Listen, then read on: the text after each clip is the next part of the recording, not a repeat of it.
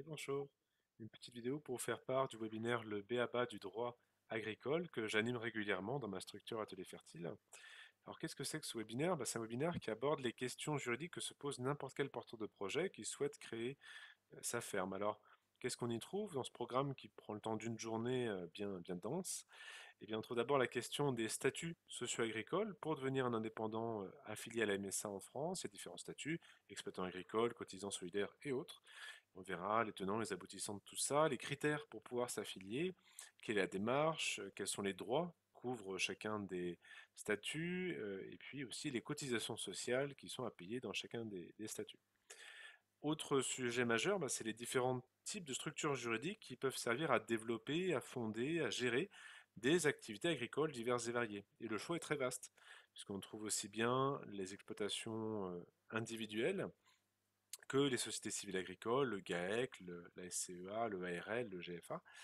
Également les sociétés commerciales qui peuvent aussi servir à gérer des activités agricoles, comme la SARL, la SA, la SAS.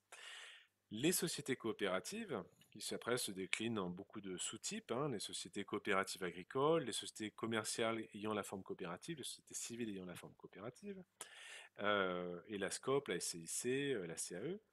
Et enfin, là, une forme aussi plus originale qui est celle de l'association loi 1901. Voilà. On va voir les caractéristiques essentielles de chacune de ces structures et également comment ça s'articule avec le type de statut social que vous aurez dans votre activité pour chacune des structures. Ensuite, on va voir les fondamentaux du droit fiscal applicable aux activités agricoles. Alors, qu'en est-il de la TVA, euh, du micro-BA, du régime réel d'impôt sur les sociétés, de l'impôt sur le revenu, également d'autres formes de fiscalité au niveau national et au niveau local. Autre point, souvent méconnu d'ailleurs, c'est celui d'autorisation d'exploiter, puisque dans un certain nombre de cas de figure, il est obligatoire d'obtenir cette autorisation pour pouvoir démarrer une activité de production agricole. Ici, on verra quels sont ces cas de figure, puis quelle est la procédure administrative à suivre pour avoir l'autorisation. Autre point majeur de tout projet d'installation, c'est l'accès au foncier. Donc on va voir aussi bien les différents types de location du foncier, le bail rural en premier lieu bien sûr, c'est parce que c'est la location la plus courante, mais également tout le panel des autres types de locations possibles dans le secteur agricole. Et puis, autre mode d'accès au foncier, c'est l'achat. Et on va voir tout le processus d'achat des biens immobiliers agricoles qui ont effectivement quelques petites particularités par rapport à des biens immobiliers classiques. On verra tout ça ici. Et on va enfin aborder les questions de la construction. Que peut-on construire sur sa ferme?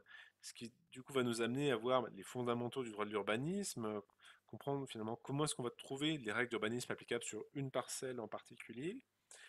Euh, et comme la plupart des projets agricoles vont se faire dans les zones agricoles, les zones naturelles ou encore hors des parties urbanisées des communes, et on va voir qu'est-ce qu'il est possible de faire dans ce type de zone, quelles sont les autorisations d'urbanisme nécessaires pour faire telle ou telle opération, les autres formalités administratives aussi qui sont liées aux opérations de chantier.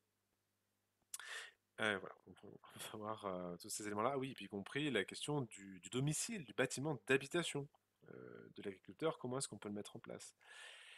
Voilà, donc on verra après sur la fin de journée tout un temps pour répondre à vos questions-réponses, pour aussi fournir du conseil sur vos projets si vous en avez un. Vous trouverez en tout cas sous la vidéo le lien vers le descriptif complet du webinaire, les moyens de s'inscrire. Alors il est disponible maintenant aussi bien en édition en direct, que j'anime régulièrement, que à la demande. Il y a un enregistrement auquel vous pouvez accéder à la demande 24h sur 24 et 7 jours sur 7.